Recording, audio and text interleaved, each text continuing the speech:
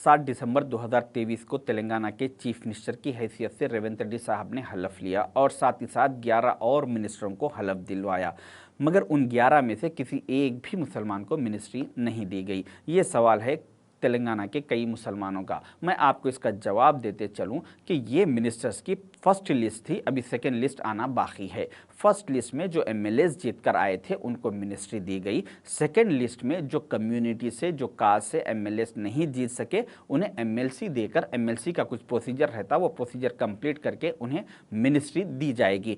इस इलेक्शन में कांग्रेस पार्टी ने 6 मुस्लिम उम्मीदवारों को उतारा था। उन 6 में से 4 ऐसे कॉन्स्टिट्यूंसी है जहां से पहले से ही एमआईएम के मुस्लिम कैंडिडेट सिटिंग एमएलए है। तो हम उन 4 कॉन्स्टिट्यूंसी को बाजुक रख के दूसरे 2 कॉन्स्टिट्यूंसी की बात करेंगे, जैसा कि निज़ामाबाद अर्बन और जुबली हिल्स के।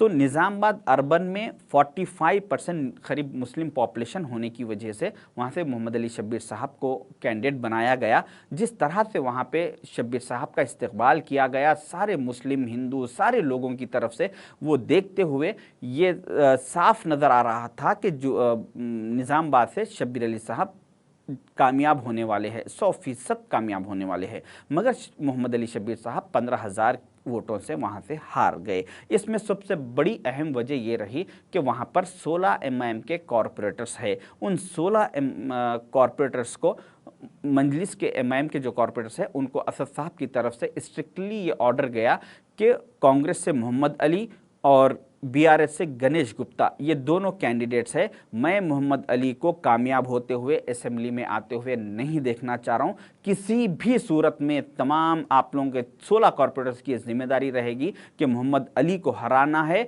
और गणेश को जिताना है। ये ऑर्डर पास होने के बाद उन 16 कॉरपोरेटर्स में से एक मजबूत ईमान वाले ने पार्टी को रिज़ाइन दिया, एमआईएम को, और वो कांग्रेस में शमूलियत इख्तियार की।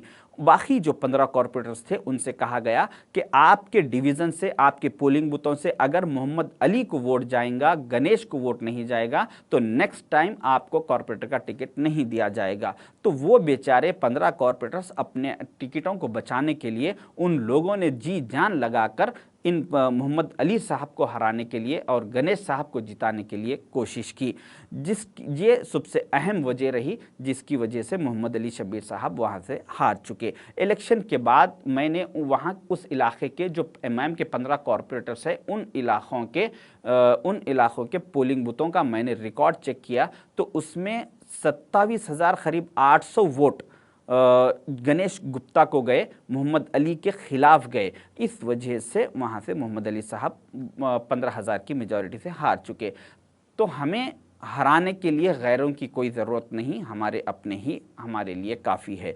अभी हम जुबली हिल्स कॉन्स्टिट्यूंसी पर नज़र डालेंगे जहां से मोहम्मद अजहरुद्दीन साहब को टिकट दिया गया था। जैसे ही अजहरुद्दीन साहब का नाम डिक्लेयर हुआ, उसके कुछ 2-3 दिन के बाद असदुद्दीन ओवैसी साहब ने तारीख में पहली मरतबा जुबली हिल्स कॉन्स्टिट्यूंसी से एक मुस्लिम उम्मीदवार का नाम डिक्लेयर किया ताकि अजहरुद्दीन साहब को हराया जा सके।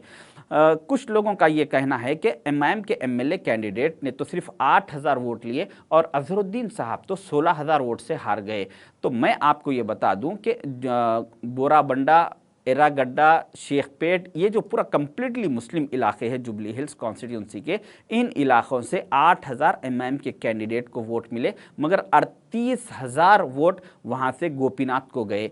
क्योंकि वहाँ पर जो मुसलमानों में जो असर रसूख रखने वाले लोग हैं, महलों के जो सदर है, जो मसाजिदों के कुछ कमेटियों के सदस्य हैं, ऐसे कुछ कमेटियों को, ऐसा असर रसूख रखने वालों लोगों को असद साहब की तरफ से ये इंस्ट्रक्शन पास किया गया, कहा गया कि आप लोग अजहरुद्दीन को हराए और गणेश गुप्ता को जिताए। इस वजह से वहाँ से अजहरुद्दीन साहब की 16,000 वोटों से नाकामयाबी हुई। मैंने अहमद नक्शबंदी साहब का एक वीडियो सुना जिसमें उन्होंने बहुत ही अच्छे अंदाज में मुसलमानों की फितरत बताने की कोशिश की। पूरे आपके डिस्ट्रिक्ट में गौड़ कम्युनिटी की पॉपुलेशन है 12%, और आपको मालूम है मुसलमान कितने हैं? 58%। कितने हैं?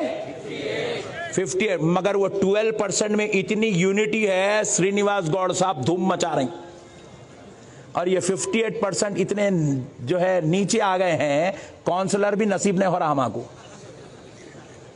हाँ जी, हम लोगों का काम किया खाली एक दूसरे को टांगा खींचना मौका मिला तो पैजामा खींचना, नहीं उतरा तो नाड़ा खींच देना, किस्सा खत्म।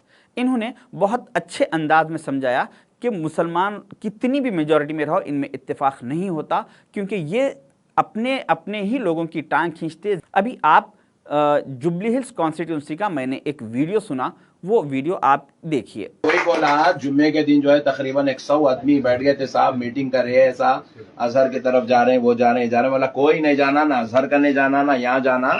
मागंटी साहब आ रहे हैं, मैं बात कराता हूँ, मैं काम कराता हूँ बोल के जी मैं खैर आप नहीं, आप बेफिक्र रहिए। मागंटी साहब अपने हैं, मागंटी साहब अपने हैं, अपन काम कराएंगे बरखास्त। ये मौसूफ कौन है मैं नहीं जानता, मगर ये दिखने में तो इस्लामिक लिबास में है, चेहरे पे दाढ़ी है, सर पे टोपी है, मगर ये मौसूफ का कहना है कि अजहर वजहर कोई हमारा आदमी नहीं है, हमारे तो सिर्फ गोपीनाथ है, हमारे तो सिर्फ गोपीनाथ है। ये अल्फाज ये मौसूफ का कहना है। इस ऐसे लोग और एमआईएम की पॉलिसीज़ की वजह से आज तेलंगाना में कोई भी मुस्लिम नुमाइंदे असेंबली तक नहीं पहुंच पा रहे हैं। हमारे ही लोगों की टांग पकड़ के खींचते जा रहे हैं। ये तो हुए दो कांग्रेस के उम्मीदवार, मगर मैं आपको एक और, मैं तो हूं कांग्रेसी, मगर मैं एमआईएम के आपको पॉलिसीज़ बताना चाह रहा हूं कि बोधन के जो एमएलए है आमिर शकील साहब, वहां पर मेरे बोधन में जो मेरे कांग्रेस के दोस्त अहबाब है, मेरी जब उनसे बात हुई तो वो लोगों ने इलेक्शन से, पोलिंग से एक दिन पहले उन लोगों ने कहा कि यहाँ पर टीआरएस और कांग्रेस में बहुत टफ मुकाबला चल रहा है। फिर उसके बाद जब पोलिंग हो चुकी, उसके दूसरे दिन मैंने मेरे कांग्रेस के साथियों से पूछा कि वहाँ के क्या हालात है, तो उन लोगों ने कहा कि हम यहाँ से कांग्रेस पार्टी यहाँ से 100% जीत रही है। तो मैं उनसे पूछा कि कल आप बोल रहे थे कि यहाँ पे कांग्रेस और बीआरएस में टफ मुकाबला है और आज 100% आप कामयाबी की बात कर रहे हैं, इसकी वजह क्या है? तो उन लोगों का ये कहना था, जो कांग्रेस के वर्कर्स है, उन लोगों ने बताया कि यहाँ पर जो एमआईएम का कैडर है, तकरीबन जो एमआईएम के लीडर्स है, वो तकरीबन लीडर्स ने इंटरनल पूरा आमिर शकील साहब को हराने के लिए और कांग्रेस को जिताने के लिए वहाँ से काम किया और आमिर शकील के खिलाफ वोट दलवाए, सारे के सारे, और तकरीबन वोट कांग्रेस को दलवाए गए। तो ये एमआईएम की पॉलिसी रही कि ये नहीं चाहते कि किसी भी असेंबली कॉन्स्टिट्यूंसी के लिए मुसलमान उम्मीदवार असेंबली में आए, मुसलमान कामयाब हो, ये नहीं चाहते। इस वजह से ये खाली तेलंगाना नहीं बल्कि सारे इंडिया में ये लोग यही काम कर रहे हैं। तो मैं आपको एक रिकॉर्ड बता दूं कि तेलंगाना की असेंबली में आज रेड्डीज है, राव है, यादव है, गौड़ है, दलित है, नायक है, धोबी कम्युनिटी के लोग हैं, क्रिश्चियंस है, मगर नहीं है तो कोई मुसलमान नहीं है। तो ये हमारे लिए बहुत शर्म की बात है। आप लोगों को, हमको चाहिए कि ये एमआईएम के पॉलिसीज़ के ख़िलाफ़ हम आंख खोलें, इनकी हकीकत क्या है उसको जानें।